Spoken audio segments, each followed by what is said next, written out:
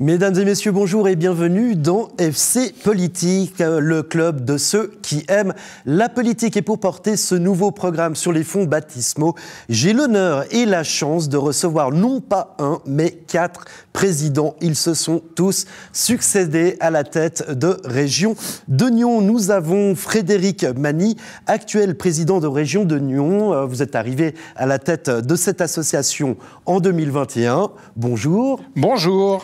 Pierre-André Remanence, président de 2006 à 2011. Bonjour. Bonjour.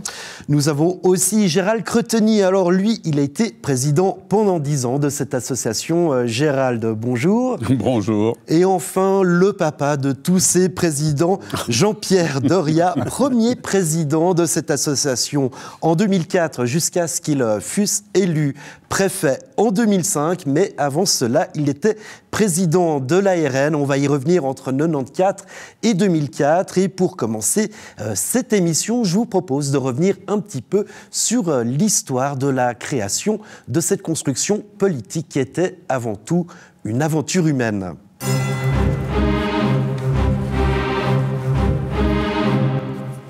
Et ben voilà, 1990, on est au début des années 90 et l'Association pour l'aménagement de la région nyonnaise voit le jour. Jean-Pierre Doria, pourquoi avoir créé l'ARN?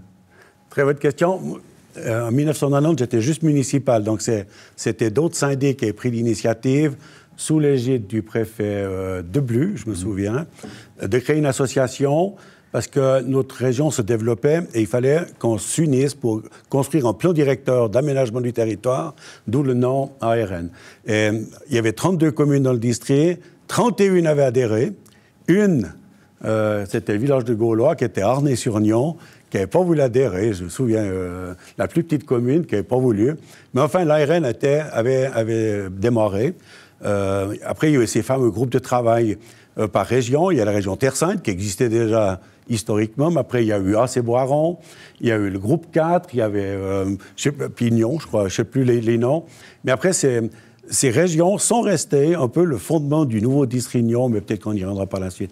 Voilà. Mais c'était une construction voulue par les communes de s'unir pour faire un plan directeur régional. C'est un travail de longue haleine, bien entendu. Il fallait tenir compte de toutes les susceptibilités et toute l'autonomie communale, mais on y est arrivé comme à faire un plan directeur régional. Voilà les débuts de l'ARN. Déjà à cette époque, il fallait s'unir, il fallait réussir. Là, on était vraiment dans la politique régionale. Vous avez cité ce plan directeur régional qui a été approuvé par le Conseil d'État en 1994. Et vous avez aussi cité le préfet John Deblu, qui avait à l'époque constaté l'existence d'environ 90 associations intercommunales. L'objectif, c'était donc de réduire un peu ces associations. C'est ça l'idée de base? Alors, en effet, l'ARN, c'était les vœux pieux du préfet. Je crois qu'il n'y en a pas moins d'associations aujourd'hui, j'en sais rien. On n'y est pas arrivé même. Ça a permis de mettre un ciment pour le district de Nyon. Ça nous a unis, en tout cas. Et puis on a vu les limites de l'ARN. Les communes disaient, ou la population, c'était une usine à produire du papier. On faisait beaucoup d'études, mais rien ne se concrétisait parce qu'on n'avait pas les ressources financières. Alors, c'est pour ça qu'est venue l'idée de constituer le conseil régional. Et ça, c'est peut-être une autre question pour la suite. Voilà. Oui, on va y revenir justement, mais en fait, l'idée, c'était... alors, il y avait ce plan directeur cantonal, ça a marché, puisqu'en 1994, il était accepté. Il y avait ces associations intercommunales qui existaient, mais il y avait un pan qui n'était peut-être pas couvert par l'ARN, c'est-à-dire tous les projets culturels, sportifs et économique qui dépassait en fait le dicaster de base de l'ARN. Alors, cette ARN, elle va aller jusqu'en 2004, 10 ans de réflexion pour arriver enfin au conseil régional du district de Nyon, dont nous fêtons les 20 ans d'existence. Parmi les autres invités que j'ai le plaisir d'avoir autour de cette table, est-ce que vous vous souvenez un petit peu quand on vous a présenté finalement cette idée de conseil régional. On parlait de réticence. Est-ce qu'il y avait quand même un enthousiasme ou est-ce qu'il a quand même fallu, j'allais dire, tordre le bras à certaines communes pour qu'elles se joignent à cette construction politique? Peut-être Pierre-André Romanence. Non, alors je pense qu'il n'y a pas eu besoin de tordre de bras, parce qu'il y avait quand même cette volonté de travailler ensemble déjà. À l'origine, l'ARN a créé cette envie déjà d'être ensemble et de comprendre les enjeux ensemble. Le Distrignon, c'est un territoire quand même un peu particulier, parce qu'on est coincé, on va dire Distrignon aujourd'hui élargi, mais le Distrignon de base qu'on avait pour le conseil régional, c'est un territoire, Genève, Lausanne, on est là au milieu. Puis pour exister là au milieu, il faut soit être fort ensemble, ou soit on disparaît dans ces grandes entités qui sont Lausanne ou Genève. J'avais ce besoin, cette envie d'être justement reconnu et puis de défendre une partie de ce territoire-là qui est très attractif, hein, non seulement pour les logements, parce qu'on le connaît, mais aussi pour l'activité professionnelle, parce qu'il y a quand même quelques industries très intéressantes qui sont sur ce territoire nyonnais. Et je pense que la volonté était très vite mise en avant. Et puis il y a eu un élément, Jean-Pierre Derrière va me corriger peut-être sur les dates, parce que moi je n'ai pas de mémoire comme toi des dates, mais il y a eu l'effet aussi de la dôle. Ouais. On peut en parler parce que c'est vraiment un sujet d'actualité, hein, sans vouloir remuer le couteau, mais simplement là il y a eu cet enjeu aussi des installations, des remontées mécaniques à la dôle, où il y avait un enjeu régional évident. Et je pense que tu as été le pionnier, là, tu as démarré, le conseil régional a vraiment démarré avec ce projet-là aussi, parce que les communes sont réunies autour d'un projet. Enfin, se réunissaient autour d'un projet, elles le finançaient. C'est un peu la limite de l'ARN qui faisait que des études, mais là, on devait concrétiser un projet assez rapidement. Et là, je me souviens, moi, j'étais président de l'ARN, avoir fait le tour, je crois, des 32 communes du district, devant les conseils communaux, devant les MUN, pour aller chercher de l'argent. Et on s'est dit, mais c'est pas possible, il faut qu'on mette en place une structure qui soit pérenne, qui permette justement de financer des projets. C'est juste de rappeler la dôle, on en parle actuellement, mais ça avait été quand même quelque chose qui avait fédéré quand même notre district. C'est juste, la dôle. J'en parlais au début de cette émission, c'est une aventure humaine. Toute construction politique est avant tout une affaire de personnalité, d'aventure humaine. Gérald Cretonny, Frédéric Mani, vous êtes d'accord avec cette construction de la région qui se fait finalement sur des personnalités, qui est portée par des personnalités.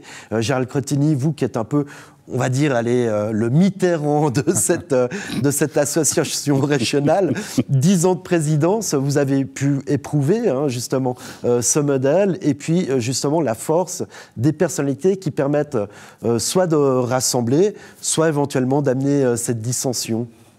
Oui, alors je pense, c'est lié à des personnalités et c'est lié aussi à un autre facteur qui est un facteur, je dirais qu'il y a eu des époques, hein, c'est comme toute l'histoire, on a des époques finalement qui succèdent. Là, je trouve intéressant d'évoquer effectivement alors il y a en continu ce besoin de se dire, on est peut-être chacun dans nos communes trop petits pour pouvoir développer des facteurs qui vraiment aident l'ensemble de la population. Et puis, en même temps, comment est-ce qu'on s'y prend? Comment est-ce qu'on avance finalement dans le sujet? Et il y a eu cet ARN qui a permis déjà une première étape. L'étape a débouché sur la conclusion que l'ARN n'avait pas les moyens, en particulier financiers, de pouvoir avancer sérieusement. On a mis en place le conseil régional et dans le cadre du conseil régional, on a eu une législature, en tout cas jusqu'à qui était d'ailleurs dirigée par Pierre-André, qui a débouché sur des conclusions. Et je me rappelle très bien, en 2010, on a eu un conseil.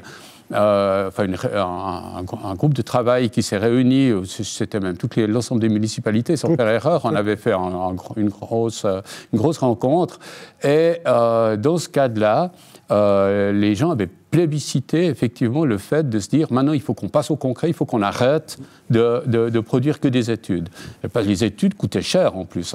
J'ai la moindre étude que vous faites à ce niveau-là, vous dépensez vite 100 000, 200 000, 300 000 francs. Donc on avait passé à ce stade-là avec un projet qu'on est en train de revoir, d'ailleurs justement maintenant, c'est le projet des transports publics. Et je me rappelle de manière alors absolument claire, je vois encore dans la salle où était réuni le conseil intercommunal, ça avait été un 100% de validation avec les gens qui se sont levés à la fin pour montrer leur adhésion à ce projet d'avoir un fonds qui permette de revisiter complètement la mobilité au niveau des transports publics.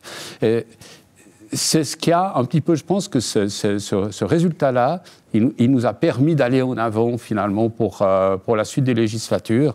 Bien que l'histoire, j'y reviendrai peut-être, l'histoire montre aussi d'autres phases après. Voilà, exactement. Frédéric Magny, vous voyez, les transports, vous êtes d'accord, c'est toujours d'actualité au sein du CODIR. Hein, je dirais même, c'est l'épine dorsale de cette association, une des épines dorsales. Alors, je dirais une des épines, parce que l'association, en 20 ans, elle s'est bien développée.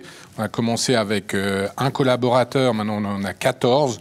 On a 8 thématiques, dont la mobilité, qui est un des grands succès de Région de Nyon, qui a permis vraiment de fédérer les communes du district et au-delà pour la mobilité. Mais le fonds arrive à terme et pour 2024, on relance un nouveau fonds de mobilité innovante où une large majorité des communes qui avaient participé au premier fonds ont adhéré à cette nouvelle lancée et on se réjouit de pouvoir pérenniser cette volonté d'améliorer les transports publics, d'être innovant, d'être entrepreneur, parce que c'est quand même le fin mot de notre région vis-à-vis du reste des régions du canton de Vaud. On est quand même innovant et puis certains projets sont repris après par le canton, donc on est à l'avant-garde.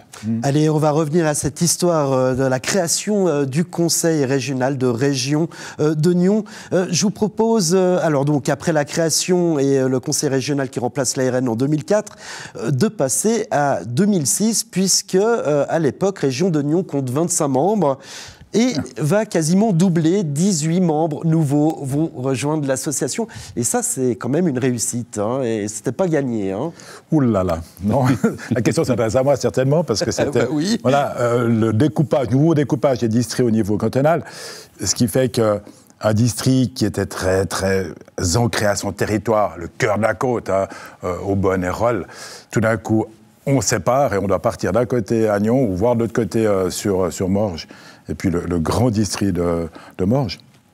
Je me rappelle bien, c'était un moment où Jean-Pierre arrêtait, je reprenais la présidence de Région Nyon, et puis il a fallu faire le tour de toutes les communes avec son bâton de pèlerin pour aller trouver les communes, négocier, discuter. C'était des enjeux qui étaient très difficiles parce qu'ils étaient un tout petit peu quand même les pattes, les pieds. Rolle perdait son district, hein, on est passé de 19 districts à 10 districts. Pignon et Rolle, c'était des amis, mais des amis qui se regardaient quand même des fois un petit peu jalousement quand même. Hein. Je me rappelle bien quand on avait été une fois à Saint-Georges avec toi, Jean-Pierre, j'étais là, je crois. Quand on négociait ceci, tu étais préfet, voilà, j'étais là comme nouveau président de Région Nyon. Et puis à Saint-Georges, il y avait les gens de Aubonne qui étaient là, M. Blanc, de mémoire, avec le préfet, je ne sais plus son nom, qui était à l'époque. Et on devait défendre, d'expliquer nos districts, ce qu'on faisait ensemble et tout. Et Région Nyon l'a beaucoup aidé. C'est clair qu'il y a beaucoup de communes qui ont dit « mais là, c'est organisé, là, ça se passe bien, là, il y a des projets quand même ensemble, même de financement ensemble et tout. » C'est autre chose. C'est une autre dimension que la région morgienne, qui ont à l'ARCAM aujourd'hui, mais on sentait vraiment qu'il y avait aussi cette attache par rapport à des communes qui s'entendaient finalement, puis qui trouvaient des solutions ensemble. Mais ça n'a pas été gagné. Je vous dis qu'il y a eu des sorties de carnotset des fois, tard dans la nuit, pour pouvoir négocier les dernières choses autour d'un verre. Mais c'est vrai. Mais ça se négocie encore comme ça à l'époque. Mais c'était comme ça. Et finalement, voir ce qu'ils avaient dans le ventre, ces Nyonnais, quoi. Et ça s'est bien passé. La preuve en est, je crois qu'il y a vraiment quasiment, à part 3 communes ou 2 communes, je ne sais plus maintenant exactement, qui ne sont pas rentrées directement dans Région Nyon et dans le nouveau district, qui ne sont pas rentrées dans Région Nyon. Et par ça, ils étaient toutes, je crois, très très fortement attachés à être ensemble, à redynamiser ce grand district. On passait à 40... De 32 à 47 communes, hein, c'est ça. Ouais, c'était comme ça. C'est le tout, quoi. Non, c'est le district. C'est district Nyon, mais on était à 44 ou 45, ouais. 44. Une quasi-unanimité qui fait rêver Frédéric Magny, on le voit. Je vous propose d'avancer un peu. Donc là, c'était le 1er janvier 2008 que ce nouveau district a été créé. 2009, apparition de Régionion. Un mot un peu difficile à appréhender, il fallait revoir la charte graphique, se réunir sous une nouvelle appellation, et c'est Régionion qui a été choisi. C'est ça, hein? Oui, c'est juste. Absolument. Ouais. C'était, voilà, ça donnait une dimension. Le conseil régional, c'était aussi un tout petit peu cher à nos voisins, qui sont nos sympathiques voisins français, mais c'est le conseil régional, c'est quelque chose d'un petit peu, voilà, qu'on regarde un petit peu, voilà, côté suisse, français. Puis alors, Régionion, c'est vraiment, ça regroupait vraiment les communes. C'était, à notre avis, beaucoup plus intéressant. La charte graphique qui était aussi revue. Ça permettait aux communes reloises de nous rejoindre et puis d'avoir aussi leur force, leur opinion et tout. Il y avait toujours le problème de la ville de Nyon. Oui, du nom de Nyon même. Qui était toujours là, donc il a toujours pesé pendant ces années-là encore sur Région Nyon, en tout cas sur le conseil régional, puisqu'il manquait la ville de Nyon à l'appel. Oui. C'était important. Hein. Je vous garantis, quand on allait dans des séances où il y avait Région Nyon, le conseil régional de Nyon, puis à côté la ville de Nyon, puis on avait un discours des fois qui n'était pas forcément le même. Donc c'était assez compliqué. Voilà, une anecdote. Non, parce que je précise juste, vous parlez de Nyon, et c'est vrai qu'on peut s'étonner. Nyon, finalement, a rejoint l'association de communes en 2010 seulement. Jean-Pierre Deria. Ouais, ça me faisait sourire en parlant de Nyon, parce que j'avais une anecdote. Je reviens un petit peu en arrière.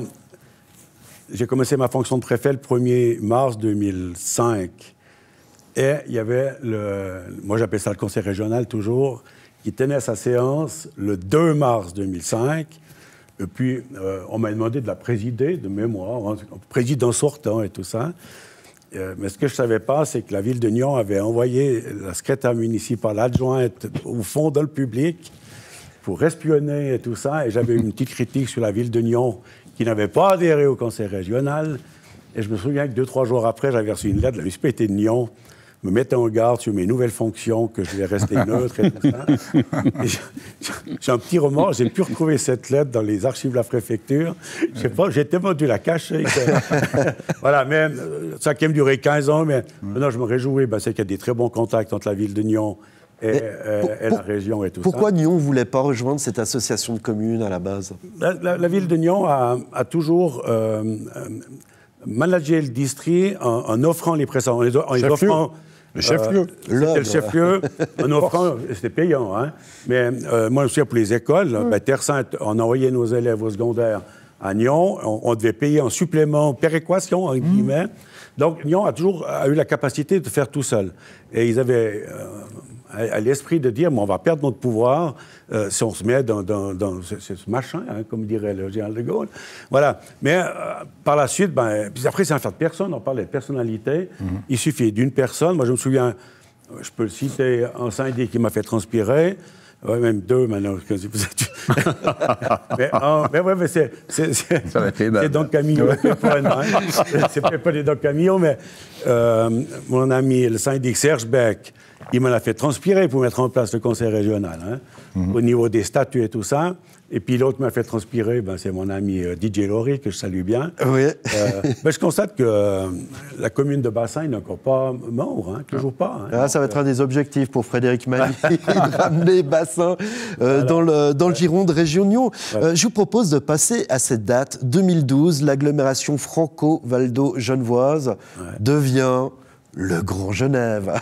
Gérald Cretonny, cette date, c'est aussi un tournant pour cette association, la création du Grand Genève. Il faut juste savoir quand même rappeler que le conseil régional était présent dans le Grand Genève depuis quasiment le départ. Hein. C'était, je crois que les premiers contacts, c'était 2005. 2007, on a signé. On était ensemble sur le bateau dans la rade de Genève pour signer ce document. C'est Pierre-André qui l'a signé.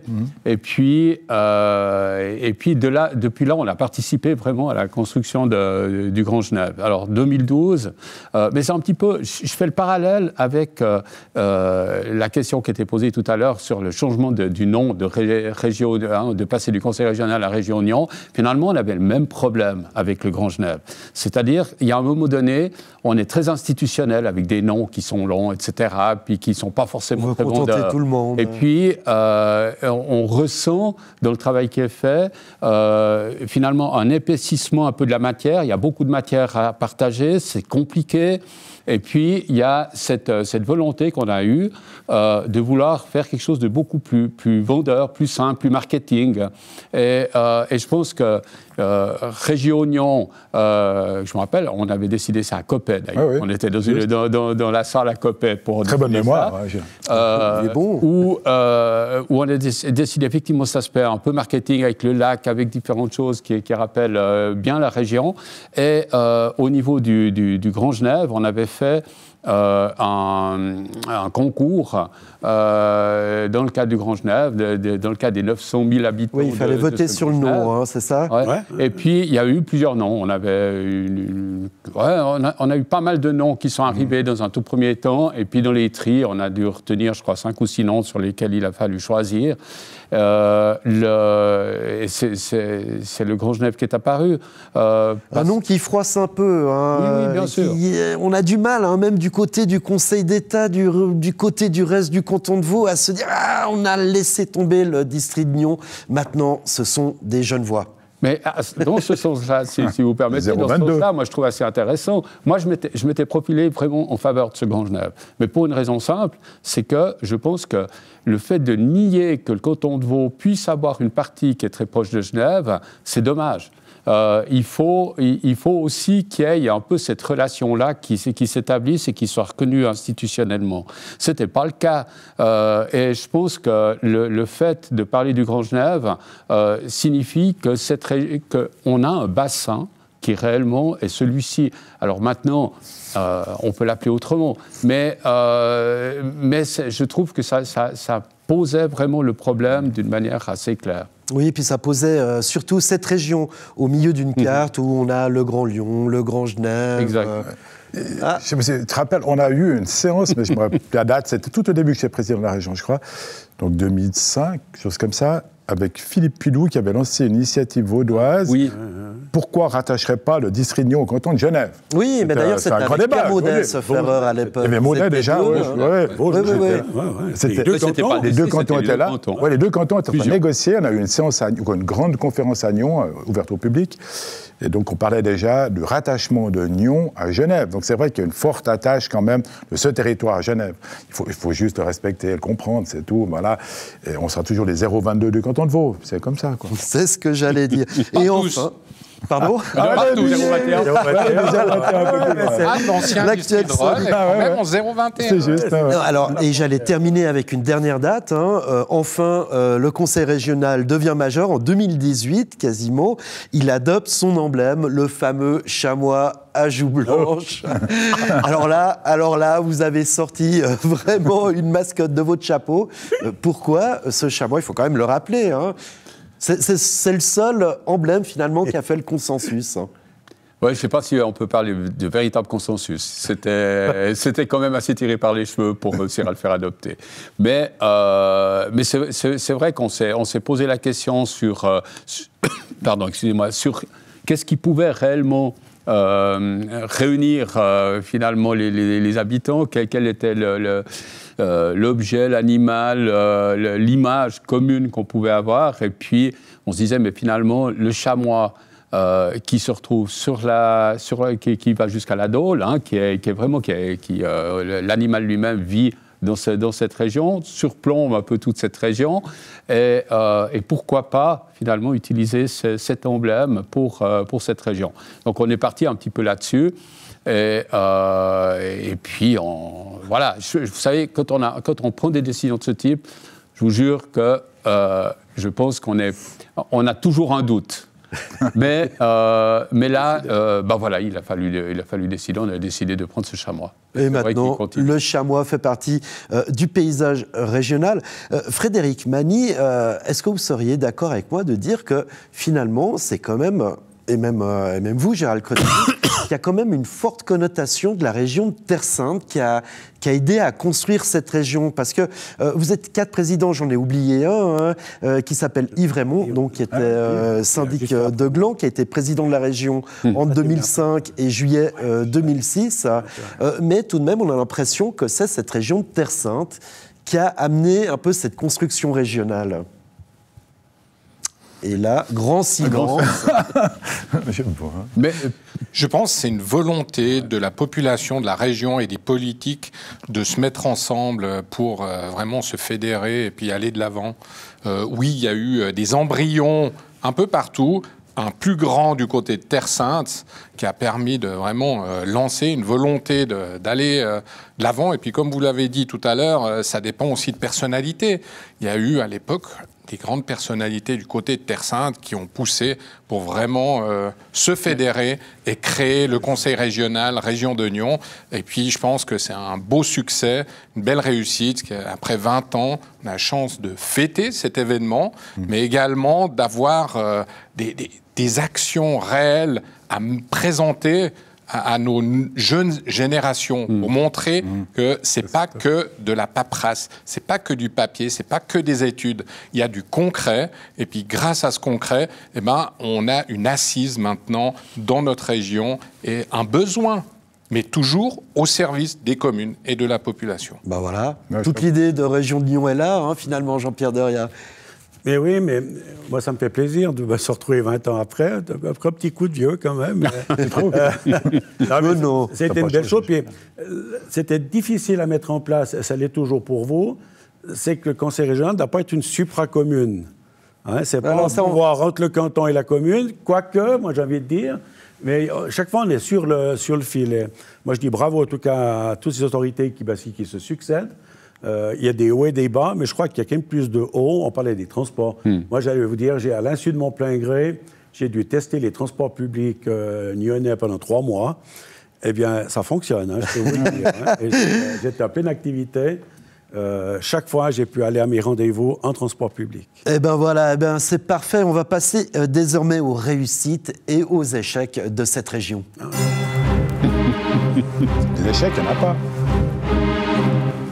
Ben oui, les réussites, les échecs, il faut en parler parce que souvent, des échecs, et on va en parler tout de suite, eh bien, on a des grandes réussites. Alors, est-ce qu'on pourrait dire que la région de Nyon, il y a une phase, on va dire, très publique et puis une phase qui est au service des collectivités. Je m'explique. L'extension de la Garenne, le parc Jura vaudois, la réhabilitation du bois de chêne, pour n'en citer quelques-uns des exemples, ça concerne le grand public. Et puis, il y a tout cet accompagnement aux communes qui était finalement la suite logique de l'ARN. Donc la région a toujours balancé entre ces deux pôles. Finalement, faut-il communiquer auprès du grand public ou faut-il rester une association au service des institutions et des collectivités ? Ah, Frédéric Mani, je vous vois. Non, on est un outil pour les communes pour faire des projets et des réalisations pour la population. C'est vraiment important, ça. Et alors justement, on a parlé au début, hein, vous avez dit, ce qu'on a reproché au départ au conseil régional, c'était un petit peu d'être une usine à papier, mais bien sûr, il fallait assurer une base pour pouvoir construire dessus. On a aussi, justement, souvent dit que cette association, finalement, devait rester... ne devait pas communiquer auprès du grand public. Vous êtes d'accord avec ça ? Non. Moi, si j'ose, moi, je pense qu'il peut y avoir des phases aussi différentes. Hein. J'en reparlais déjà tout à l'heure. C'est que je crois qu'à un moment donné, on a d'ailleurs favorisé plutôt l'aspect de dire quand on dépasse les frontières communales, parce que c'est aussi ça, c'est qu'on a besoin de pouvoir gérer des affaires qui se passent au-delà de la propre commune. Quand on construit des transports publics, c'est pas pour juste tourner en rond autour du cimetière. Il faut pouvoir sortir de là puis aller ailleurs. Donc, donc presque tous les projets, on est un petit peu dans ce genre. Enfin, on était en tout cas dans ce genre de vision. Et je crois qu'il y a eu, à un moment donné, il y a même eu des espoirs, effectivement, de se dire, mais est-ce qu'il y a un niveau institutionnel qui aurait pu exister à ce niveau-là ? On a essayé de le promouvoir. Hein.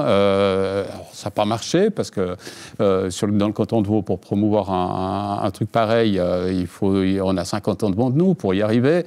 Là, voilà, on est resté à ce niveau-là. Mais je pense que maintenant, peut-être qu'il y a aussi une volonté de bien tenir compte que les communes ne se sentent pas tout d'un coup sous le couvert de la région, mais qu'elles participent. Mais je reconnais que c'est difficile d'arriver à démontrer que ce n'est pas parce qu'il y a un concept région de Nyon qui est relativement global, général, que la commune est mangée par ce concept. Mais c'est vrai, c'est intéressant ce que vous dites, parce qu'on a aussi souvent reproché à Région de Nyon, finalement, d'être un quatrième échelon, qui n'est pas prévu dans la Constitution, puisque la Constitution suisse, c'est les communes, le canton, la Confédération. Pierre-André Romanens, vous qui êtes député aussi, comment est vu cet échelon intermédiaire, si je peux l'exprimer ainsi, de la part éventuellement des autres députés, ou même par vous? Mais il faut déjà voir le canton. Le canton, c'est le pays de Vaud. Donc on a un territoire qui est quand même assez complexe. On part des Alpes, on arrive jusqu'au port de Genève, ainsi du Jura, et puis on vient jusqu'au lac, au bord du lac. Et ce territoire-là, ce grand territoire-là, il a besoin d'avoir des entités aussi qui se regroupent autour de leurs problématiques, de leurs propres soucis. Et ensemble, on est plus fort, exactement. Et là, c'est très bien vu, de la part, en tout cas, je pense, du Conseil d'État et aussi du législatif cantonal, c'est assez bien vu. Parce justement, on peut s'appuyer sur ces régions qui regroupent des communes par rapport à des projets qui sont des projets pour l'ensemble de la population. Et c'est juste ceci qui est la bonne chose. Il y a la loi sur l'appui au développement économique qui existe toujours, j'imagine, oui. Avec vous, c'est toujours en bonne relation. Et ça, c'est important. Donc, on aide les régions organisées, parce qu'on peut pas, le canton ne peut pas gérer le tout.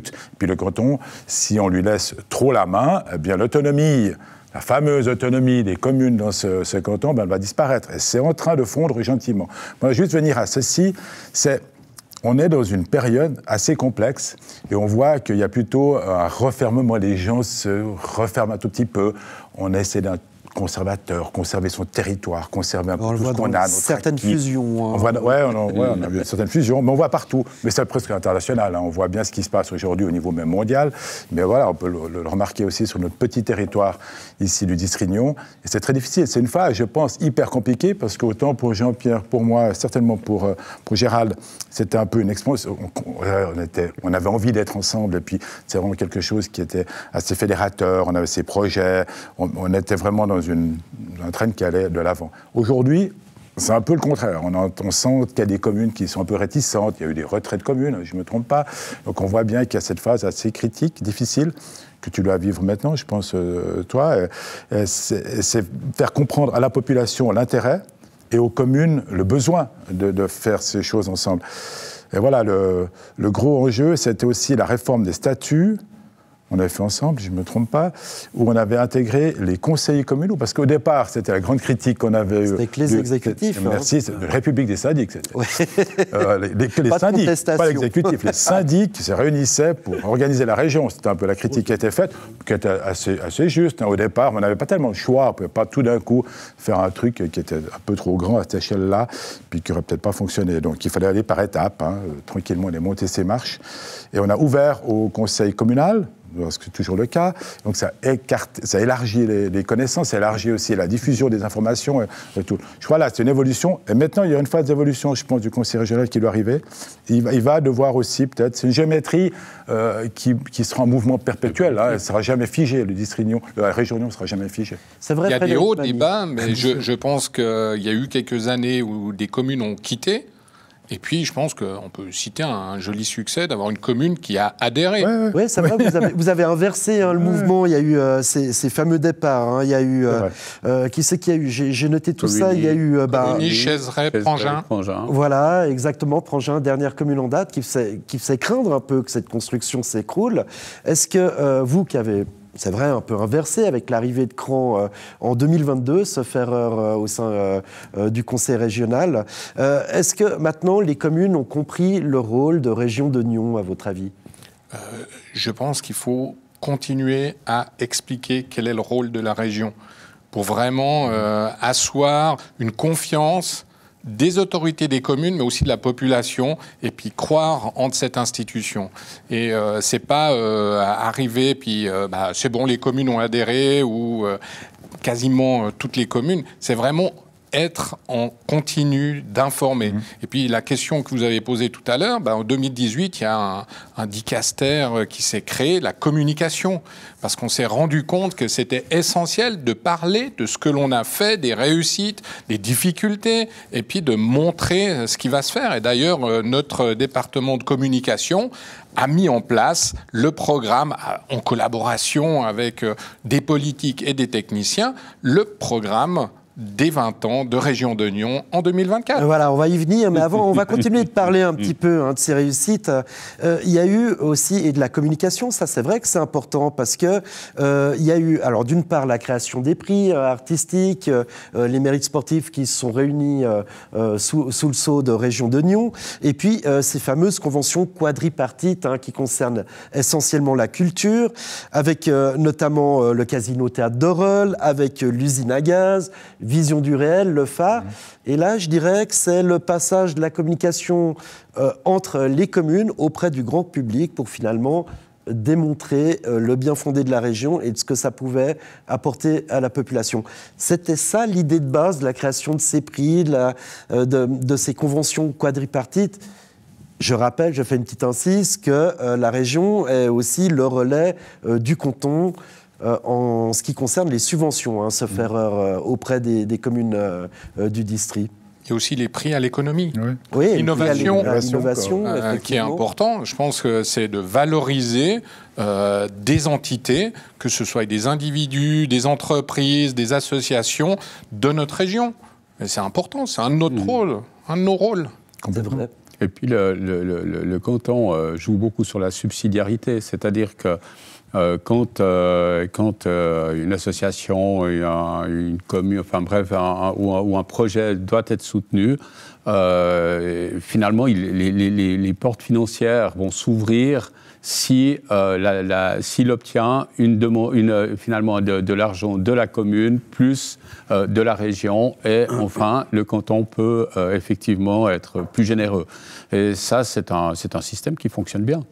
Gérald Cretonnier, puisque vous avez la parole, on va quand même parler d'un échec, mais qui a amené finalement à une réussite. On va parler du pire. Et le pire, c'est le programme des investissements régionaux. Alors, un programme très ambitieux. Il s'agissait d'obtenir une double majorité sur un programme d'investissement régional à près d'un demi-milliard, un peu plus d'un demi-milliard de francs, une double majorité des communes et de la population. Ça avait induit un vote et plus de 90% de la population devait se prononcer en faveur de ce programme des investissements. Sauf erreur, il y a une commune qui a refusé ce programme d'investissement, ce qui a fait capoter. La population, par contre, était derrière ce projet. Et du pire, un groupe de travail s'est formé qui a amené un nouveau dispositif en ce qui concerne les investissements régionaux. C'est justement le DISREN, avec un cercle porteur, un cercle secondaire et la région solidaire, et la région en appui.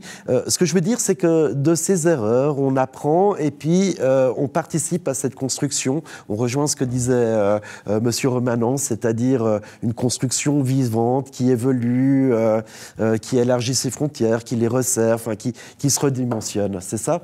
Absolument. Moi, je pense que, on en a parlé tout à l'heure, le succès, par exemple, de l'initiative pour mettre des transports publics cohérents en place fait qu'immédiatement, finalement, il fallait trouver une solution pour pouvoir financer les autres projets.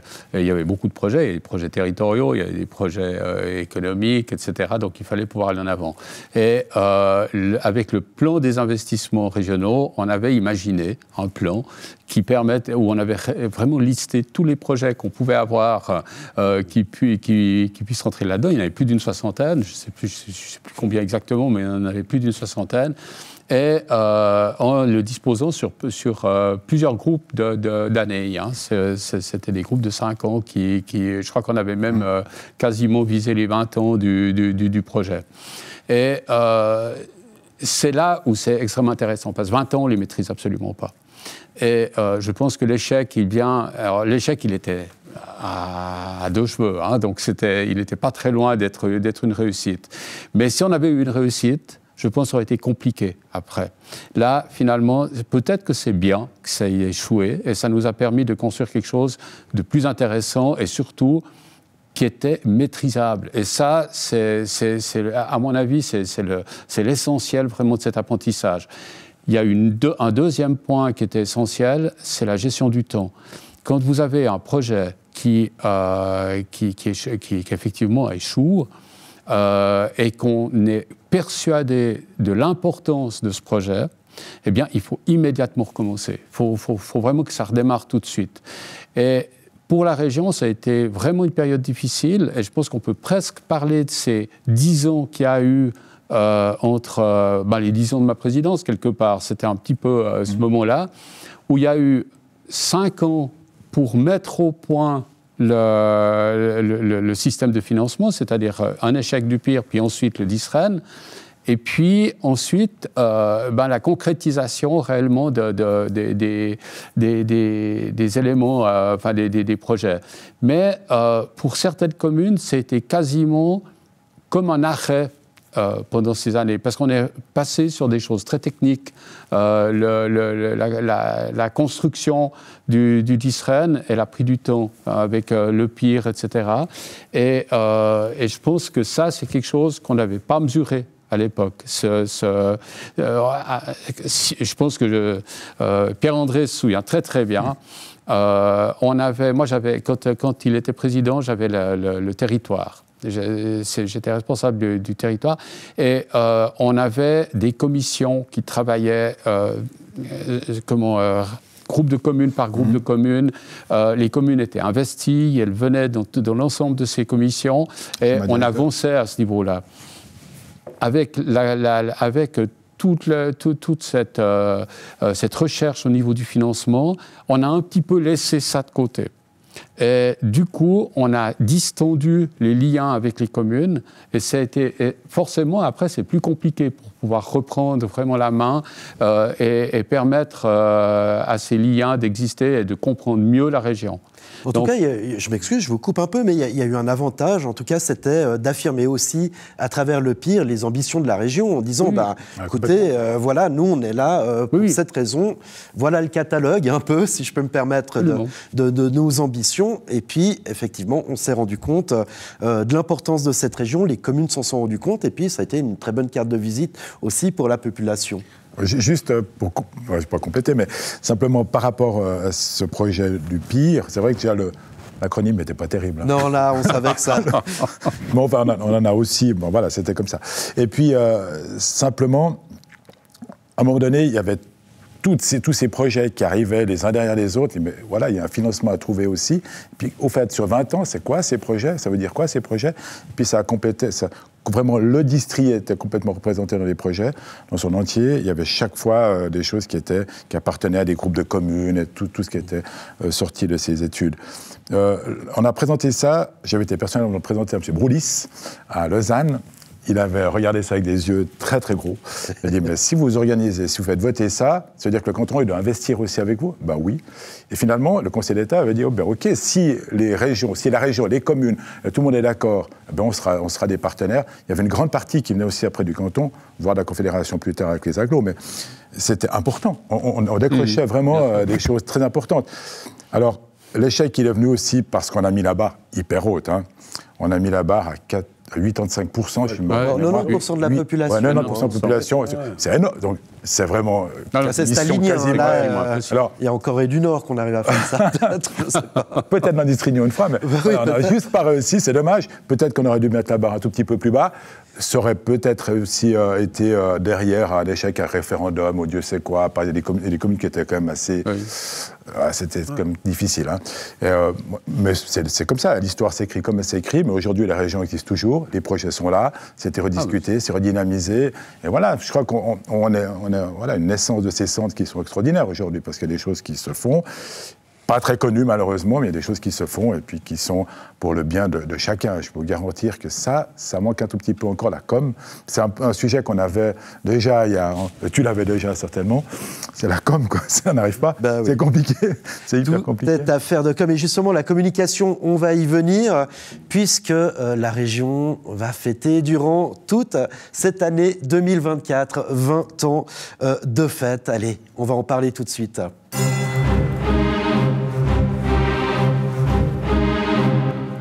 Frédéric Mani, c'est vous qui allez parler de ces 20 ans de fête. D'abord, je vais vous faire écouter quelque chose, et puis Frédéric Mani, vous allez nous expliquer ce que c'est. Alors, c'est juste de l'audio, hein, Frédéric Mani. Oui, c'est le jingle des 20 ans de Région de Nyon qui a été créé spécialement pour vraiment marquer chaque fois qu'il y aura des transmissions auditives ou visuelles, ce jingle sera en arrière-fond, en ouverture, en fermeture. Et ça sera la fermeture de cette émission. C'est la première fois que cette bande sonore est diffusée. Oui, et puis je rappelle, donc les 20 ans de Région de Nyon. Alors, toute l'année, il va y avoir des événements. Alors, des événements qui vont concerner justement les gens qui ont construit cette région, mais aussi une grande fête le 15 juin prochain. Et cette grande fête, ça sera un appel à la population de se réunir derrière cette bannière de Région de Nyon. Oui, la volonté du CODIR, c'est de fêter ces 20 ans tout au long de l'année avec notre population. Comme je l'avais dit avant, on travaille pour la population, pour les communes. C'est le but vraiment de cette institution. Et il y aura des concours, il y aura des événements. Et puis pour marquer vraiment un moment fort qui regroupe, qui soude notre population, nos autorités et autres, c'est le 15 juin. Le lieu, l'organisation, c'est encore en finition de préparation, mais il y aura une surprise. Quand on ne sait pas exactement, on dit c'est une surprise. Une grande surprise. Enfin, des grandes surprises. Il y aura tout au long de la journée des événements. Voilà, et puis si on veut en savoir plus, on va sur Région de Nyon /20 ans, et puis c'est là qu'on retrouvera toutes les informations. Messieurs, c'était passionnant. On arrive malheureusement au terme de cette émission. On a déjà dépassé, et j'entends la régie qui me rappelle à l'ordre. Ce que je vous propose, c'est tout de même faire un dernier petit tour de table avec une simple question. Région de Nyon, dans 20 ans, à votre avis, à quoi ressemblera cette association de communes? Je propose de commencer par vous, Pierre-André Remanence. Le canton de Nyon, dans 20 ans. Non, voilà, cette région, je répète ce que j'ai dit au début, hein, on est coincé entre deux territoires, on doit exister ici, c'est compliqué, c'est exigu, on a le Jura, le lac, on est juste là coincé dans une bande de terrain, avec, je le rappelle quand même, je crois que c'est 38% du revenu cantonal vient de cette région. C'est juste dire un peu les enjeux qui sont là derrière aussi. Et les infrastructures ont besoin de suivre aussi un peu cette évolution. Ou en tout cas, on ne peut pas continuer à faire la politique de l'autruche. Il faudra qu'on continue. Et sur ces 20 ans, ils seront, à mon avis, hyper importants ces 20 ans à venir. Gérald Cretonny. Moi, je dirais juste une chose, c'est que j'espère, parce que je ne peux rien faire d'autre que ça actuellement, c'est que on ne vive pas une période de repli sur soi. Parce que je pense que ça serait terrible pour la région, pour ce district, pour la population qui l'habite. Il faut vraiment rester ouvert, même si on a parfois des idées qui sont plutôt, qui visent la décroissance, qui visent des choses comme ça, hein, je le dis comme ça, mais c'est chaque fois que l'on veut faire un projet, on doit le réfléchir de façon à ce que l'ensemble de la population puisse y participer, que ce soit ouvert. Et puis on vit, excusez-moi, mais on vit au XXIe siècle. On n'habite plus. C'est pas parce que les gens habitent à Gland, puisque ça me concerne, les gens habitent à Gland que le monde ils ne font pas leurs courses à l'autre bout du district, qu'ils ne participent pas à toutes les manifestations qui peuvent se dérouler dans ce district. Donc on se doit absolument de vivre ensemble. Et pour moi, c'est la qualité du vivre ensemble. Jean-Pierre Deria. Bon, je me réjouis de fêter les 40 ans. Je serai toujours le même fondateur. Non, moi, ce que je retiens, c'est que la région, c'est une volonté politique qui n'était pas obligatoire. Hein. quand on parle souvent d'associations, les écoles, protection civile, les pompiers, il y a une obligation derrière de se mettre ensemble. Là, c'est une volonté des communes. Et c'est vrai que c'est fort ce qu'on a mis en place. Et maintenant, comme tu dis, il faut le cultiver, le maintenir. C'est vrai, dans 20 ans, qu'est-ce qui va se passer? Moi, je crains, c'est vrai, le repli sur soi-même. On a vu que les communes qui se sont retirées, puis après on dit, ah, mais on ne s'est pas retiré totalement. On paye une prestation. Hein, c'est un peu ce qu'on veut. Moi, je paye ce que j'ai besoin. Voilà. Et c'est pas ça le but du Conseil régional, c'est d'être unis pour offrir une palette de prestations à l'ensemble d'une population, à l'ensemble d'une région. Puis, comme tu dis, Pierre-André, on doit exister. C'est la plus belle région du canton, le Distrignon. Alors, Mais du monde, même carrément. Frédéric Mani, vous êtes l'actuel président de Région de Nyon. Le mot de la fin sera pour vous, la région de Nyon, dans 20 ans. La région de Nyon, dans 20 ans, c'est 47 communes qui ont la volonté de collaborer et de créer Région de Nyon et de perdurer Région de Nyon. Et puis je dirais merci à mes prédécesseurs d'avoir créé, maintenu, développé Région de Nyon pour faire une telle institution et de pouvoir fêter 20 ans et puis dans 40 ans. Eh bien voilà, merci beaucoup messieurs de m'avoir livré vos témoignages.